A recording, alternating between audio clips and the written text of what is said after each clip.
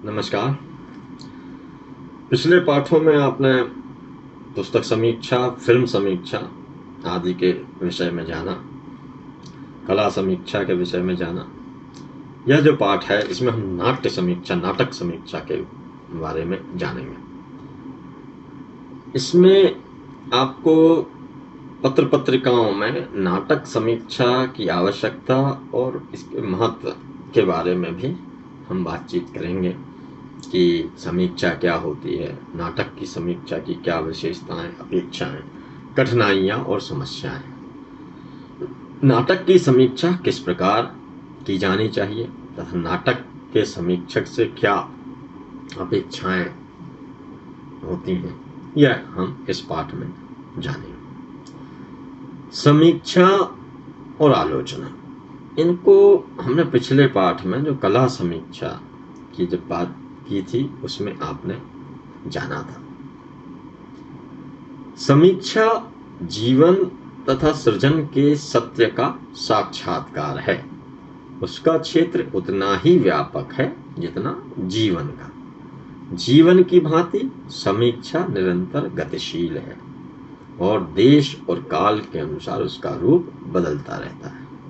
सृजन और समीक्षा के मूल्य परस्पर टकराहट के साथ विकसित और संशोधित होते रहते हैं। जैसे जैसे समाज और राजनीति बदलती है अथवा ज्ञान विज्ञान का समाज शास्त्र और अर्थशास्त्र बदलता है, वैसे वैसे समीक्षा दृष्टि भी बदलती रहती है। समीक्षा का सामान्य अर्थ है किसी वस्तु, व्यक्ति, कृति, घटना, समस्या, प्रश्न, विशिष्ट साहित्य आदि पर सोचना, समझना, देखना, परखना, निर्णय करना, आस्वादन और मूल्य निर्धारण। इस प्रकार समीक्षा में तीन महत्वपूर्ण बातें हैं: कलाकृति का आस्वादन, विवेचन विश्लेषण की गहनता और मूल्य निर्धारण की क्षमता। सामाजिक दृष्टि से समीक्षा के अंतर्गत जीवन की मान्यताओं, धारणाओं, आदर्शों और जीवन मूल्यों को समझने की दृष्टि निहित रहती है। कुछ मूल्य ऐसे होते हैं जिनकी रक्षा हम हर कीमत पर करते हैं, जैसे स्वतंत्रता। कुछ मूल्य ऐसे होते हैं जिन्हें हम सामाजिक आचरण के लिए निर्धारित करते हैं, जैसे नैतिक मूल्य। इसी अर्थ में समीक्षा और सृजन दोनों ही सांस्कृतिक प्रक्रिया के अंग हैं। विशिष्ट अर्थ में समीक्षा के अंतर्गत साहित्य संबंधी बौद्धिक विश्लेषण और अर्थ संदर्भों के नवीन हाशियों का विवेचन किया जाता है। इस प्रकार समीक्षा कलाकृति के संपूर्ण सौंदर्य, आंतरिक और बाह्य अनुभूति और अभिव्यंजना, कथ्य और प्रस्तुति का ढंग, इन सब का संपूर्ण सौंदर्य का मूल्यांकन करती है। रचना प्रक्रिया जीवनादर्श, प्रतिपाद्य युग चेतना, भाषा, सृजन क्षमता, बिंब, प्रतीक, लय, विचार विशेष का प्रभाव, झुकाव, पात्रों की अंतर्मानसिकता से ध्वनित सत्य, इन सभी पर समीक्षा बौद्धिक प्रकाश डालती है। इसलिए समीक्षा को रचना की रचना कहा जाता है। संक्षेप में हम कह सकते हैं कि समीक्षा रचना की पुनर्रचना यानी सृजन के बाद पुनर्सृजन है। व्यापक अर्थ में रचना की तरह समीक्षा भी सर्जनात्मक होती है, क्योंकि समीक्षक रचना के अर्थ को खींचकर पुनः उन्हें अपने मूल्यों, मानों से निरखता परखता है और यह निर्धारित करता है कि कलाकृति की दिशा और दृष्टि क्या है। इस रूप में समीक्षा कलाकृति के अर्थ संदर्भों का ही उद्घाटन नहीं करती, अर्थों की नई चेतना भी जागृत करती है। समीक्षा को क्रियाकल्प कहा गया है और समीक्षक को क्रियाकल्पविद। दंडी ने काव्यादर्श में क्रियाकल्प के लिए क्रियाविधि शब्द का प्रयोग किया है और बाद में इसे कार्य कारण विधि का पर्याय भी मान लिया गया है। एक व्यापक अर्थ में संपूर्ण सृजन जीवन की समीक्षा है। इसी अर्थ में मैथ्यू अर्नोल्ड ने काव्य और सृजन को जीवन की आलोचना कहा है। जैसे रचनाकार जीवित तथ्यों, जीवनानुभवों से गुजरे बिना प्रभावशाली रचना नहीं कर सकता, वैसे ही समीक्षक जीवन और कृति के अनेक पक्षों को गहराई और व्यापकता से समझे बिना मूल्यांकन नहीं कर सकता। एक संकुचित अर्थ में समीक्षा अथवा आलोचना को दोष दर्शन अथवा छिद्रान्वेषण का भी पर्याय मान लिया जाता है। व्यवहारिक समीक्षा से अपरिचित लोग कभी कभार कृति के आस्वादन से उत्पन्न प्रशंसा अथवा दोष दर्शन को ही समीक्षा मान लेते हैं। एक अन्य दृष्टि से और बहुत सीमित अर्थ में समीक्षा का प्रयोग पुस्तक परिचय, सरसरी तौर पर रचना पर सम्मति या किसी कृति विशेष के गुण दोष विवेचन को समीक्षा कह दिया जाता है। साधारण अर्थ में समीक्षा का प्रयोग किसी कृति की व्याख्या, टीका, भाष्य, मीमांसा आदि रूपों में मिलता है। इस प्रकार समीक्षा का अर्थ रचना की अनुभूतियों की सामाजिक उपयोगिता, सौंदर्य दृष्टि का निरूपण, अनुभव की विशदता और उसके कलात्मक संयोजन की व्याख्या में मिलता है। इस प्रकार समीक्षा किसी कलाकृति की महत्वपूर्ण एवं विशिष्ट विशेषताओं को समझने का एक व्यापक प्रयत्न है। समीक्षा और समीक्षक की सबसे बड़ी पहचान सहृदयता अथवा कृति के सौंदर्य ग्रहण करने की क्षमता है। इस कार्य के लिए उसमें बौद्धिक ईमानदारी के साथ लोक एवं शास्त्र के अनुशीलन से विकसित विवेक की शक्ति रहनी चाहिए। किसी कृति का ज्ञान कृति के साथ एकात्म हुए बिना प्राप्त नहीं हो सकता। इस बात को ही भारतीय काव्य शास्त्र में साधारणीकरण सिद्धांत स्पष्ट करता है। इसलिए समीक्षक में बौद्धिक तर्कशीलता और सौंदर्य आस्वादन की क्षमता का स्तर काफी विकसित होना चाहिए। इन गुणों के अभाव में समीक्षा वस्तुनिष्ठता के साथ मूल्य निरूपण नहीं कर सकती। समीक्षा एक प्रकार का हृदय संवाद है जो कृति और पाठक के बीच स्थापित होता है। समीक्षा कृति में अंतर प्रवेश है और गंभीर चिंतन की क्रिया से जटिल संश्लिष्ट अनुभव को विश्लेषित करने की क्षमता है। मूल्यांकन एकांगी न हो जाए, इसलिए समीक्षक कई कोणों से कृति की समीक्षा करता है। जब कोई समीक्षक किसी विचारधारा विशेष से ही कृति का मूल्यांकन करता है, तब उसमें वैचारिक फार्मूले प्रमुख हो जाते हैं और समीक्षा राजनीतिक प्रोपेगेंडा हो जाती है। किसी भी राजनीतिक विचारधारा की गुलामी में जीने वाले समीक्षक से तटस्थ और वैज्ञानिक की अपेक्षा समाप्त हो जाती है। पिछले पाठ में भी हमने समीक्षा और आलोचना पर काफी व्यापक दृष्टि से बातचीत की थी। इसमें हम जानेंगे कि पत्रकारिता और समीक्षा क्या है। नाटक समीक्षा पत्रकारिता का एक महत्वपूर्ण अंग होता है। पत्र पत्रिकाओं में साहित्य और संस्कृति के दैनिक, साप्ताहिक, द्विसाप्ताहिक कॉलम होते हैं, जिनमें पुस्तक समीक्षा, नाटक समीक्षा, कला समीक्षा आदि के साथ साथ कविता, कहानी आदि भी प्रकाशित होते हैं। इनके माध्यम से साहित्य संस्कृति जगत के समाचार पाठकों को मिलते रहते हैं। इन स्तंभों का महत्व इस बात से है कि एक ओर तो यह साहित्यिक सांस्कृतिक गतिविधियों की खबरों से पाठकों को परिचित कराते हैं, दूसरी ओर पाठकों की रुचि के निर्माण में भी इनकी महत्वपूर्ण भूमिका होती है। पुस्तक समीक्षा विभिन्न विषयों और ज्ञान क्षेत्रों में छपने वाली किताबों की सूचना देने के साथ साथ उनके कथ्य और ज्ञान क्षेत्र में योगदान के बारे में पाठकों को अवगत कराती है। नाट्य समीक्षा और कला समीक्षा भी इसी तरह रुचि संस्कार का काम करते हैं। वे पाठकों में पुस्तक को पढ़ने या नाटक को देखने, कलाकृतियों, नृत्य, संगीत आयोजन को देखने की जिज्ञासा तो पैदा करती ही है, इन कृतियों को समझने, सराहने की अभिरुचि को भी प्रभावित करते हैं। कई बार ऐसा भी होता है कि नाटक या कला को देखने जाना या ना जाना भी पाठक, दर्शक इन समीक्षाओं के आधार पर तय करते हैं। दूसरी ओर ये समीक्षाएं साहित्यिक सांस्कृतिक कृतियों के गहन और व्यापक मूल्यांकन के लिए आधार को अग्रसर करती हैं तथा व्यवहारिक आलोचना के विकास और दिशा निर्धारण करते हैं।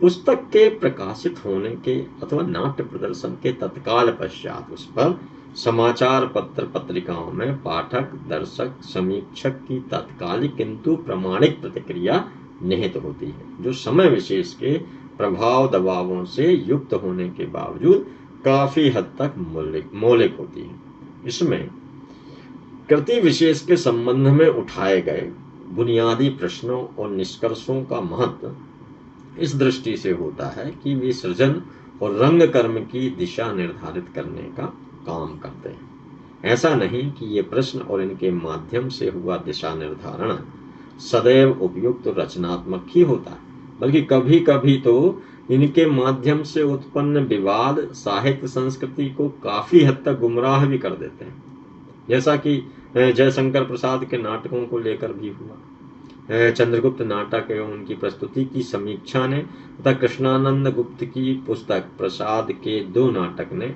इस नाटककार को लेकर जो भ्रांतियां पैदा कर दी, उन्हें दूर होने में लगभग 4 दशक लगे।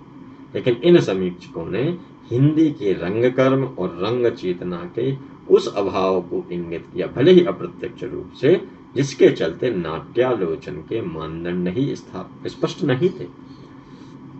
व्यवहारिक कृति समीक्षा के विकास में पत्रकारिता के योगदान का महत्व इस बात से समझा जा सकता है कि साहित्य समीक्षा और हिंदी पत्रकारिता का आरंभ से ही बहुत गहरा रिश्ता रहता है।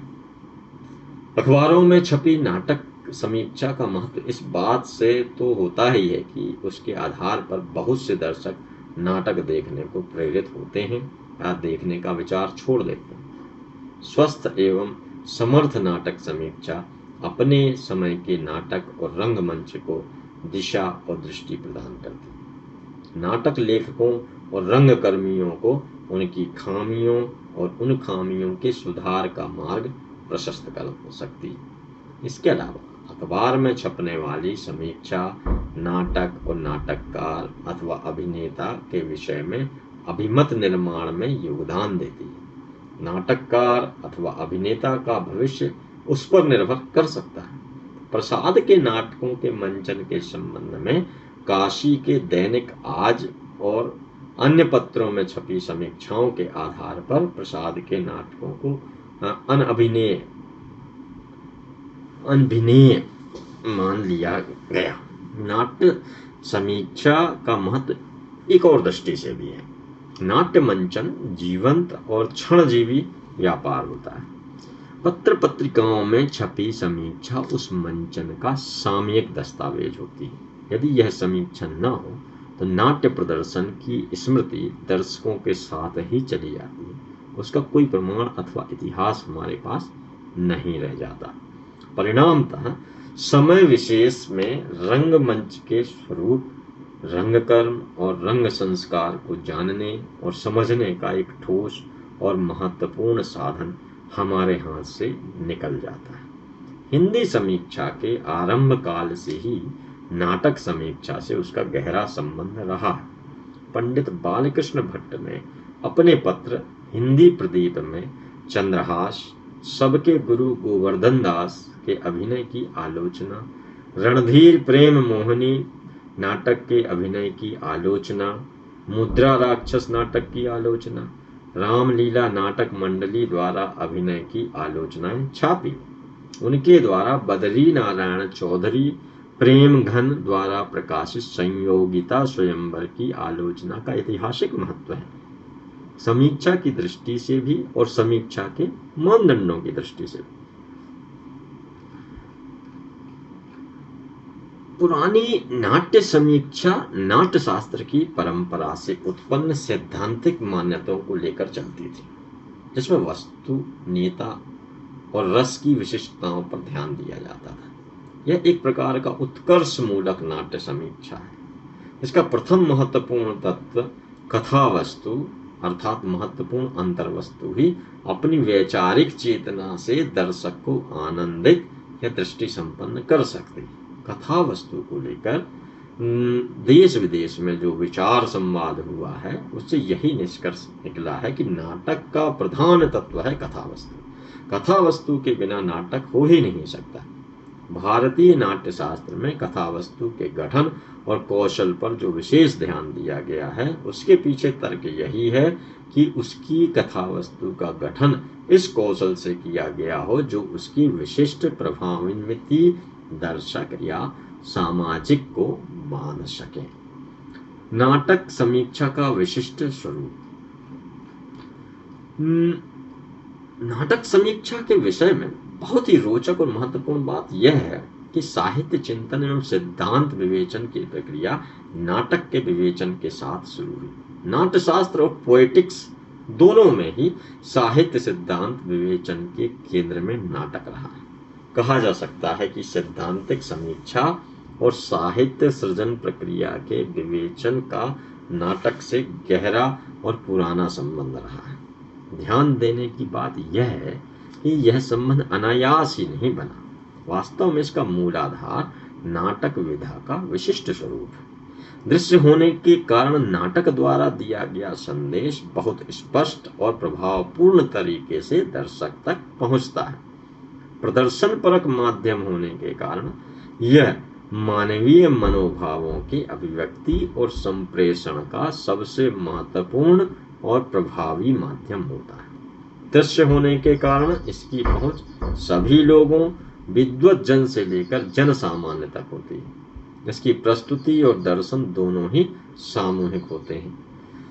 अपनी इन्हीं विशेषताओं के कारण नाटक को एक ओर तो चाक्षुष यज्ञ कहा गया है, दूसरी ओर पंचम वेद यानी जन सामान्य के लिए लिखा गया वेद, लोक वेद कहा गया है।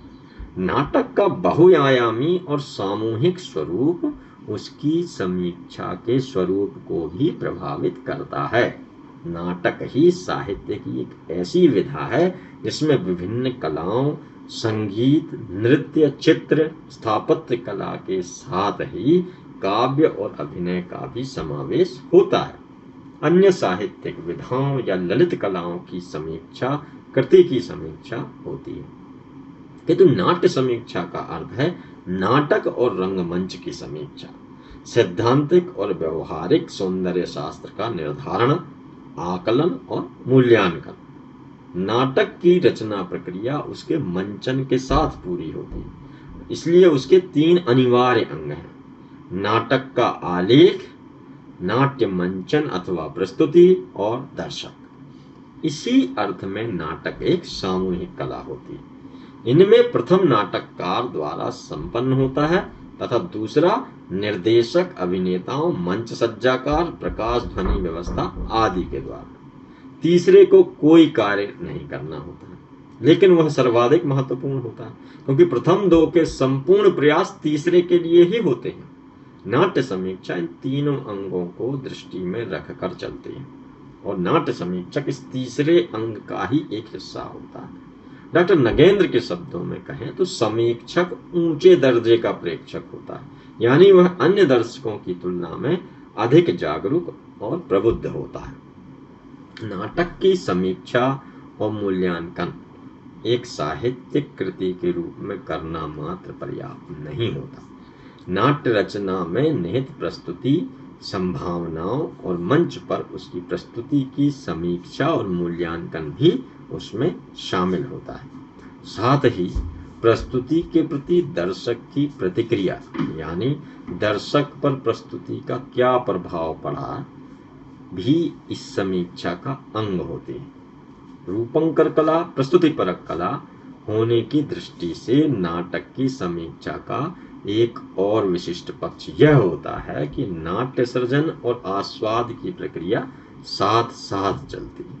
कहने का तात्पर्य यह है कि अन्य साहित्य विधाओं में पुस्तक अथवा चित्रकला में कृति का सृजन पूरा हो जाने के पश्चात वह पाठक और मर्मज्ञ आलोचक के हाथ में आती है।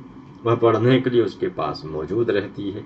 उसे वे एक बार में या कई बैठकों में पूरा पढ़ सकते हैं, चाहे तो उसे बार बार पढ़ सकते हैं, किंतु नाट्य प्रस्तुति जीवंत व्यापार है, अतः वह इस अर्थ में क्षणजीवी है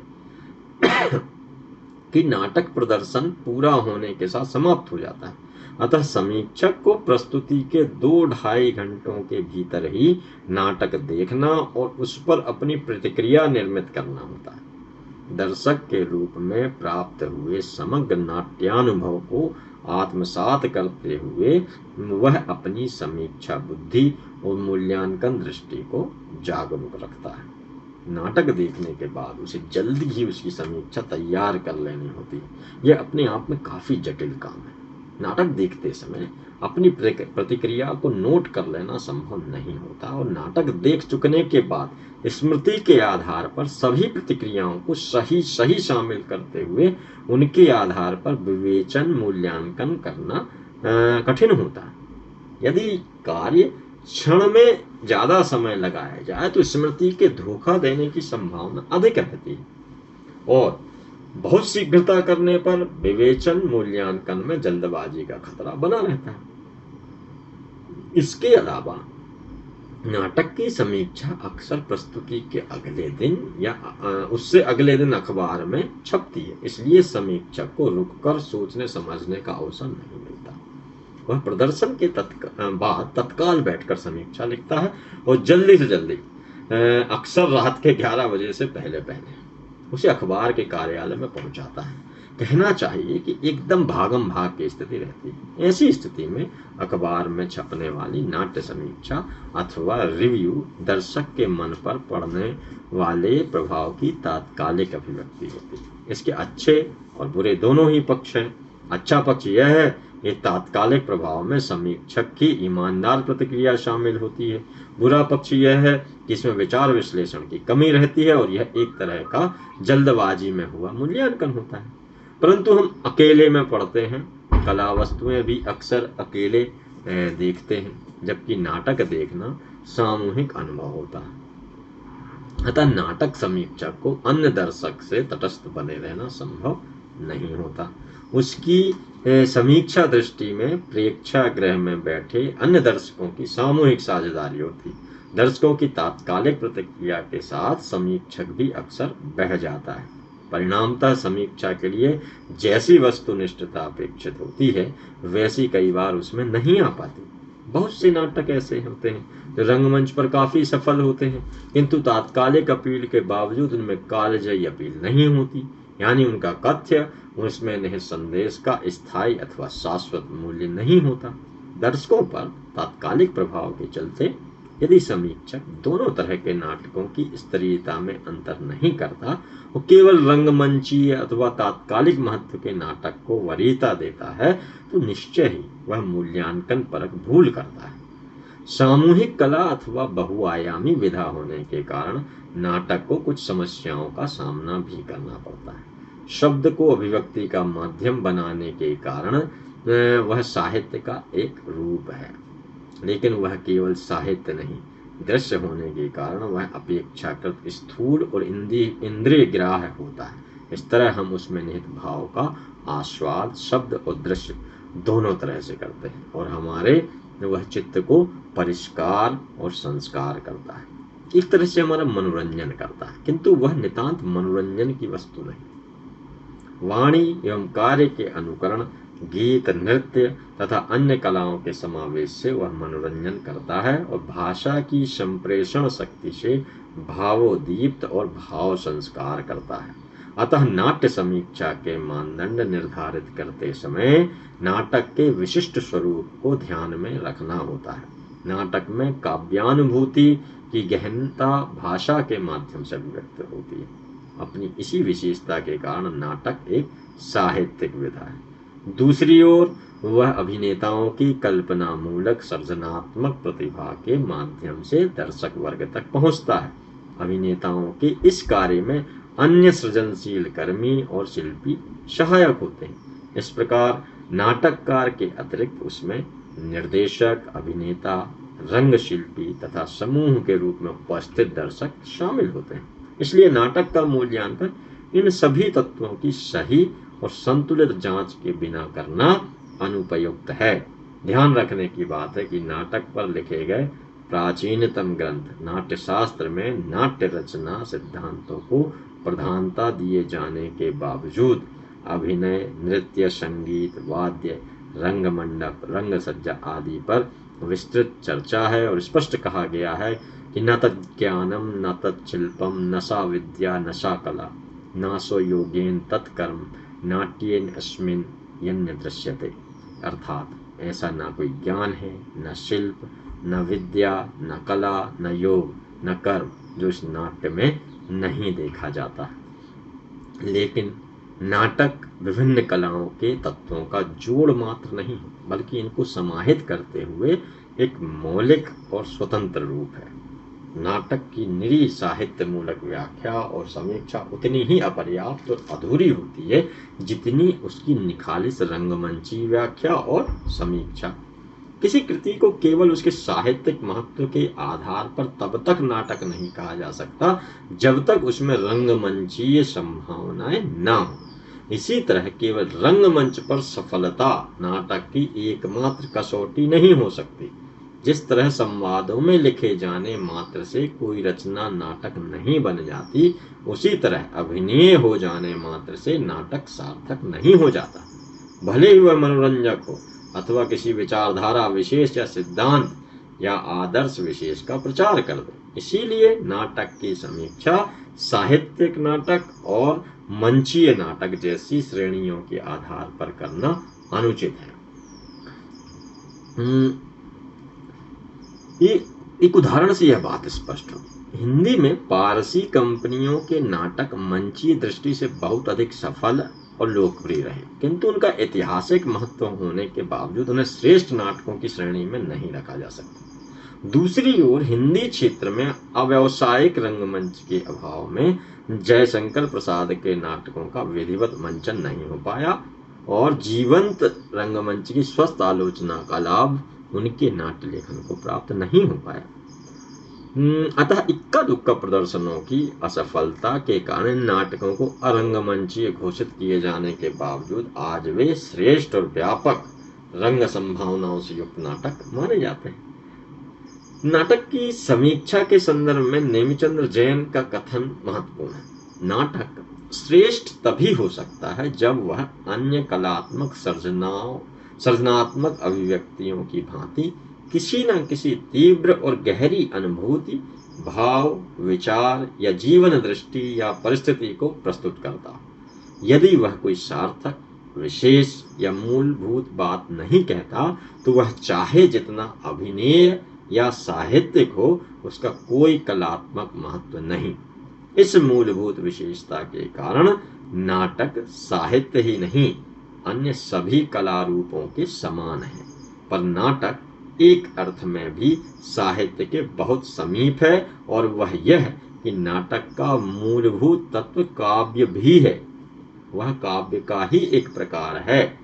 श्रेष्ठ नाटक कविता के समान ही भाषा की व्यंजना शक्ति का, बिंबमयता का, सघनता का और तीव्रता का, संगीत और लय का, शब्द और अभिव्यक्ति की अनिवार्यता का उपयोग करता है।